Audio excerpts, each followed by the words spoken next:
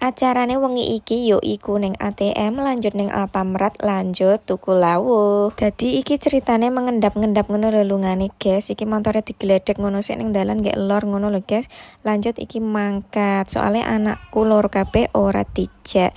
Yo mergane engko ndak hedon jajan ngono lho, guys. Ngirit-ngirit sithik hehehe. Lah iki bojoku ngantri malah ngantuk bareng iki, guys. Nah, iki aku gur nongkrong ning montor sambil menunggu bojoku cikuk duit ning ATM. Nah, kira-kira iki mau 20 menit ya eneng sing ning ATM, lanjut iki ning Alfamart. Ning Alfamart iki wonge arep bayar sesuatu ya, guys. Nah, aku ning kene iki ape ndelok-ndelok ngono lho ceritane, ana barang promoan ora ngono. Angger ning Alfamart tujuanku yaiku mung ndeloki saos. Sudah tak delok-delok, sudah tak lihat-lihat, akhirnya aku menemukan saos sing menurutku murah.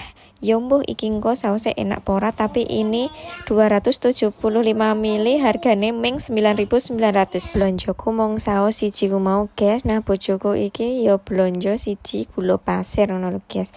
Wis mung 2 macem ngono tok. Tekan jobo malah mambu cilok, guys. Langsung bojoku nawani, "Lah tuku apa piye?" "Yo gorene dite." "Tuku piro?" 6.000. Ya wis iki aku tuku sing 1.000 entuk 3 lho, guys. Soale sing isi telur puyuh wis entek. Lanjut neh perjalanane bar kuwi langsung tuku lawuh ning LH Food. Letake ana ning Kidul SD Banyuripan 1 yo, guys. Ning kono ana macem-macem yo, guys. Iso goreng, iso bakar. Nah, iki tak sepilno handari. Iki yo ana goreng-goreng bakar-bakar ngono kuwi, guys. Tapi aku iki lagi pengen tuku ning LH Food.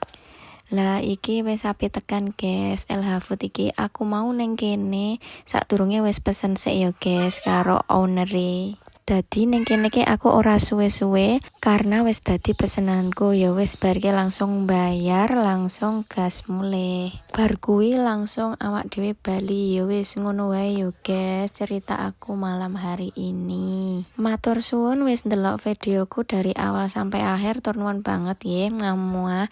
Nah, iki tak sepilno ciloke mau 1.000 entuk 3 ki semen iki, guys.